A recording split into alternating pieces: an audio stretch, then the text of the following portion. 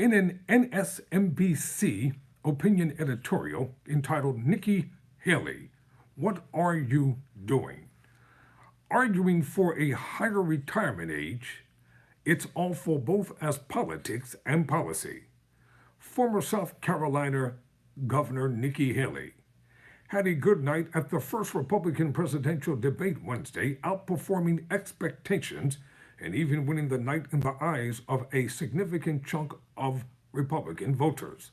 The next day, though, it seems she was intent on obliterating any momentum she had achieved. Speaking Thursday to Bloomberg News, Haley criticized most of her competitors for refusing to talk about cutting social services like Social Security in the name of fiscal responsibility. I did not know that Social Security was a social service.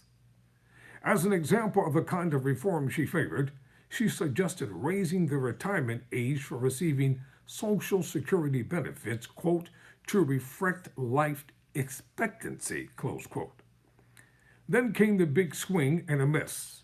Asked to specify a new retirement age, Haley declined to get specific but said, quote, 65 is way too low, close quote. It was a strange position to take. The age to receive full retirement benefits through Social Security today is 67 for people born in 1960 or later. It was raised from 65 to 67 during the Reagan era. When Republicans talk about raising the age, they're typically talking about raising it to 69 or older. But it seems that Haley's claim that the current retirement age is way too low is an argument for it to be a lot higher than the status quo. You all don't get it, so I'll help you to understand it. These MAGA Republicans want to take your money. They don't want you to have it at all, even though you've earned it. So therefore, they keep raising the goalpost so that a field goal cannot be made. And when you try to make a touchdown at the mandatory retirement age, they move the line of scrimmage so that the touchdown cannot be made. Get it now?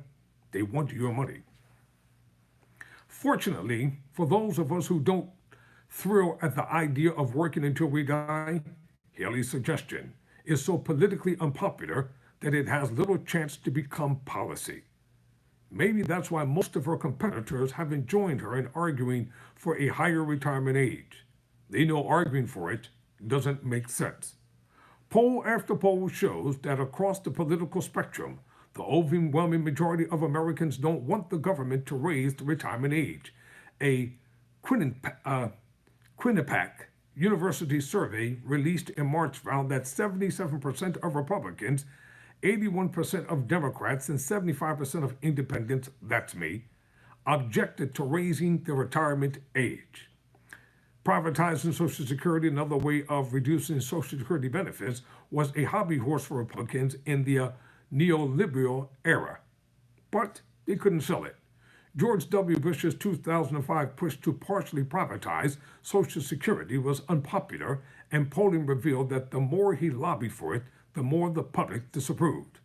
While Haley, former ambassador to the United Nations, served in the Trump administration, no kidding, she rose to power in South Carolina in the pre-Trump GOP and came up at a time when the party had a fiercer commitment to arguing for cutting Social Security services to reduce debt. That worldwide view has lost a lot of traction among Republicans. In recent years, according to Fox News polling, in 2013, 40% of Americans believe reducing the national deficit was more important than continuing to fund programs like Social Security and Medicare at current levels. In 2023, that number had fallen to 26%. That outlook fell from unpopular to very unpopular. On its face, raising the retirement age to track with a rise in life expectancy might sound prudent, but the framing reveals a policy that would be brutal and unnecessary, reducing the availability of a social service that helps keep millions of vulnerable Americans' heads above water. Teresa, Hope I can get this name right. Jahel Adusi, an economic professor at the New School for Social Research, has calculated that a recent Republican proposal in the House to raise the retirement age to 70 would effectively act as a benefit cut of above 13% to 15% for people forced out of work and to retirement way before age 70. She points out that most older people already retire earlier than they want to because of layoffs, physical and mental challenges, or the need to take care of sick spouses. And as many retirement researchers pointed out, most Americans already take retirement benefits before they reach full retirement age, meaning they take reduced benefits because they need or want financial assistance sooner.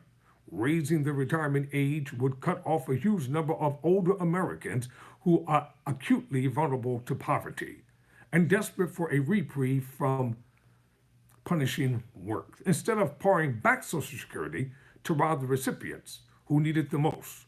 We should fund Social Security for the future by lifting the payroll tax cap and making sure the taxation for the program is totally progressive. Holly might think calling for trimming Social Security and other social services is a way to distinguish herself in a crowded field of candidates, but it's more likely to secure her notoriety than popularity. All signs indicate that most Americans want to be able to retire at a reasonable age and can see raising the retirement age for what it is, an attempt to strip them of a vital resource for living with dignity. Translation, they want your money. I'm Tyrone Bowman. Never surrender.